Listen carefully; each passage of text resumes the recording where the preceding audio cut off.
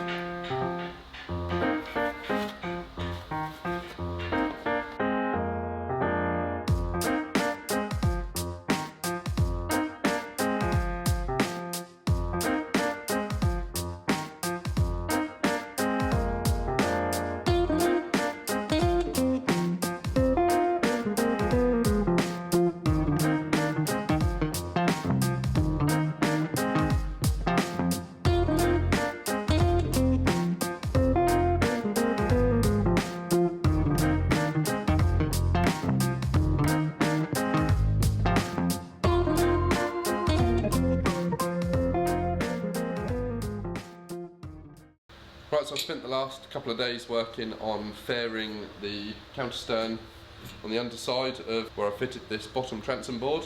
So as I explained before, there was a slight error in the port side on this part of the counterstern where there was a bit of a bulge.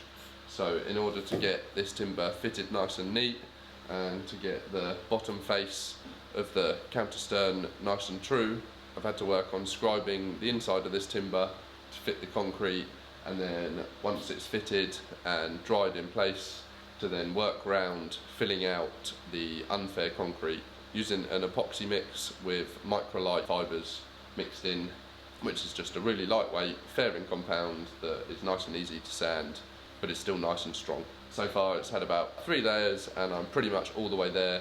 There's just a couple of little dimples and little creases that I just need to mix up another little bit, and I've been applying it with a flexible steel squeegee that's about 40 centimetres long, and that way when I'm sticking it up on the underside I can bend it in till I get a nice fair curve from touching points on the timber and further down on the counterstern. That way I know that as I roll it round the boat I'm following a nice even curve as I work my way through. And it all just needs a really good sand up, and then I can get on with the top side edge, which is going to be fitted to the underside of the deck, which is this area up here that I've cut out, removed some of the deck, which enabled me to remove the old timber and then access the bolts to get this timber fitted. So once the underside of the timber is nice and fair, I'm then going to work on fairing the curve on the top to match the camber of the deck, and then I can replace the part of the deck that I've had to remove and get all this lot finished off.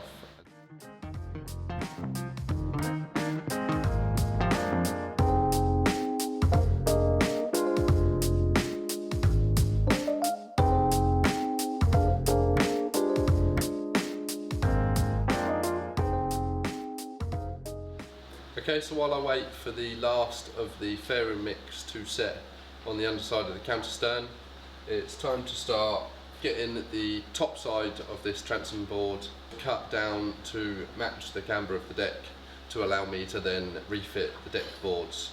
So I'm going to glue and screw a fillet of timber on the underside of the existing part of the deck that sticks out about 8 inches. So in total it will be about 16 inches in width. So we'll have about 8 inches screwed and glued to the underside of the deck on the forward edge, and that will then give me a good 8 inches of overlap on the underside to then fasten the new part of the deck to. And then once that's done and all glued and screwed in place, we'll then relay some fiberglass matting and get it all coated in and sealed nice and tight. So the deck on the boat is 28mm in thickness, and it's made up of some tongue and groove that's then laminated up with some plywood on top, and then it's sheathed with fiberglass. So in order to mark the aft timber accurately, I've cut a small block which is 25mm, and that's allowing for the 3mm to the centre of the lead on the pencil, and I've just taped all that onto a straight edge which I can use to run along the deck and getting the nib of the pencil against the timber in a few points to give me some reference marks, and then I can just trace that line in nice and neatly. So I've got the pencil pointing aft to mark the forward face of the timber, and then just to mark the aft face, all I've got to do is take this block off and flip it round so the pencil's pointing forward, and that way I can then, same again, lay the straight edge on the deck and just bring it forward until the nib touches the timber, and then I can just strike a little mark and do that in a few areas across the length of the timber and join it up, and that way I'll have accurate mark on the inside and the outside for where I need to take the timber down to. But annoyingly, in demonstrating that to you and laying the straight edge down on board, I've just broken the nib of the pencil, so I've actually got to take this apart and resharpen the pencil and then retape it back onto my straight edge.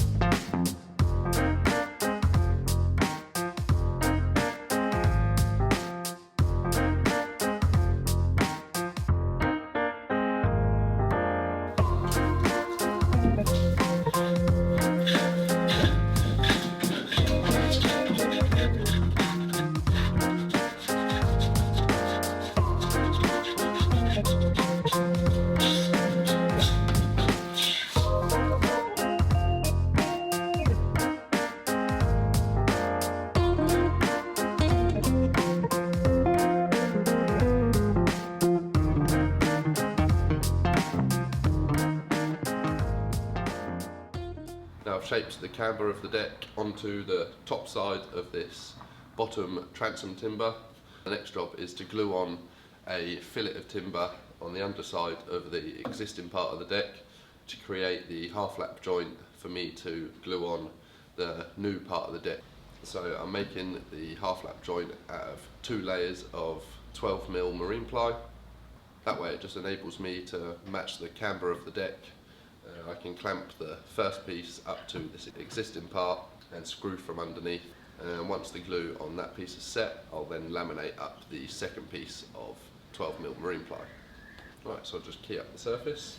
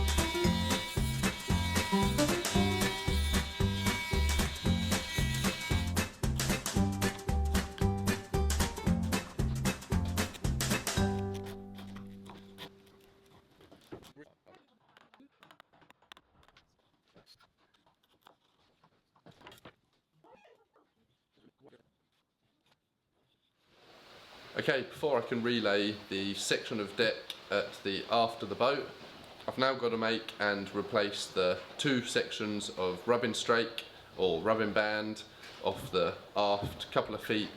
So the rubbing band that's on the boat is made of Iroko, so I've just ripped down these 2 pieces of leftover Iroko from building the cabin top. And the piece I'm working on first is the port side. Now I've just cut the 15-degree angle on the top that is going to be fitting to the underside of the deck. The next job is to just carve out the inside edge of this timber to match the shape of the hull of the boat. So I've just made a reverse template. Now all this was a piece of ply I pushed up to the area where the rubbing band is going to be fitted and scribed that curve on, and then just transferred it to make a reverse template of that.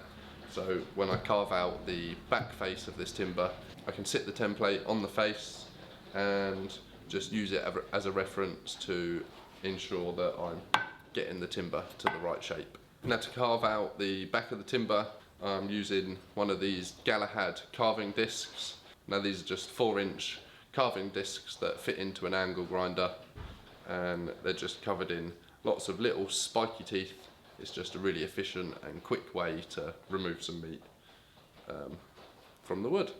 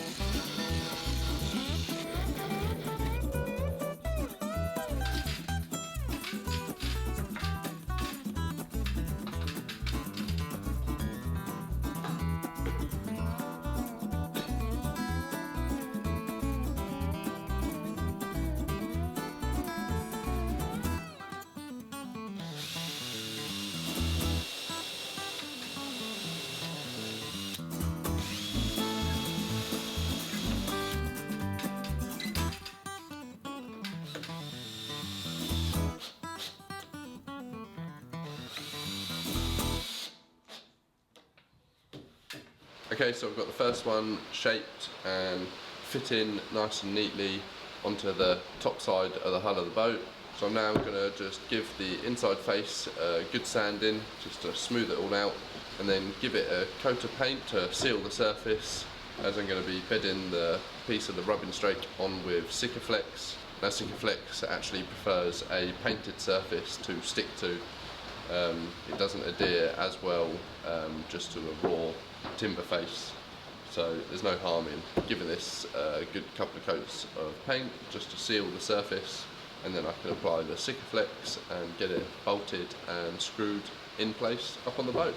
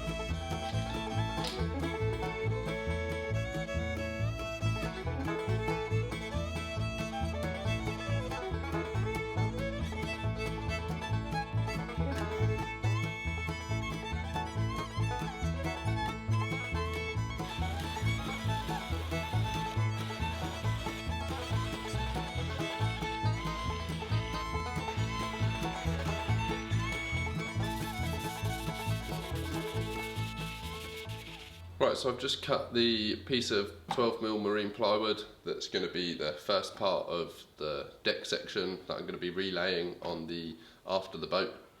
So I've just cut it slightly oversized and given it all a good sanding, and now I'm just going to give it all a really good coat of epoxy just to seal it all up before it's then bedded down onto the deck of the boat.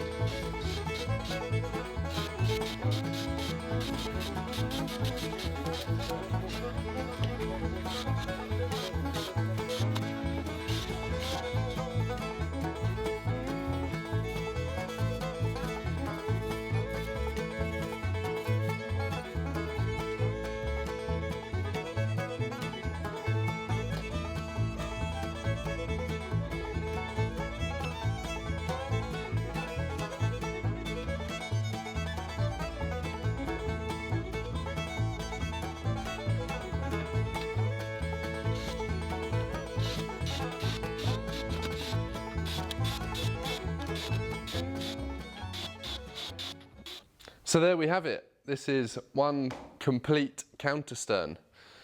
So I've spent the last couple of weekends working hard to get all of the components of the counterstern finished off. So I got the bottom transom board bedded onto the boat and then faired round the bottom curve that is meeting the counterstern, and then came in with some epoxy fairing compound to build out the unfair concrete of the counterstern to make it a nice fair and even curve as it runs round the underside of the counterstern and transitions between the angles from the counterstern and up the transom. I then got the rubbing bands or the rubbing strakes refitted back on the boat and have re-laminated on 2 pieces of 12mm marine ply that I had to replace on the aft of this section. So I've got to say I'm feeling pretty happy that I've now completed this part of the build, as it's been something I've been putting off for quite a long time, and I've been pulling my hair out and trying to rack my brain at how I'm going to make this work with the unfair bulges on the counterstern. But with a bit of determination and perseverance, it's all paid off and I've got it all bedded on. But unfortunately that's all I've got time for in this video. Be sure to hit the subscribe button and the little bell beside it to get notified of my next release, where hopefully in the next video I'll be getting all the fiberglass in done and really getting this part of the counterstern finished off and sealed, ready to start building up the transom and making the transom knees, and then finish the bulwark rails that run around the side of the boat. So I'd just like to take the opportunity to say a huge thank you to all of you guys that have shown so much support throughout the project and the last year. I know it's been a tough year for many of us, but your continued support really is overwhelming and it means the world to me. So if you feel you would like to support my project, there's a number of ways you can do so, and I'll include all of the relevant links in the description below this video. So thank you all for watching, and I'll see you next time.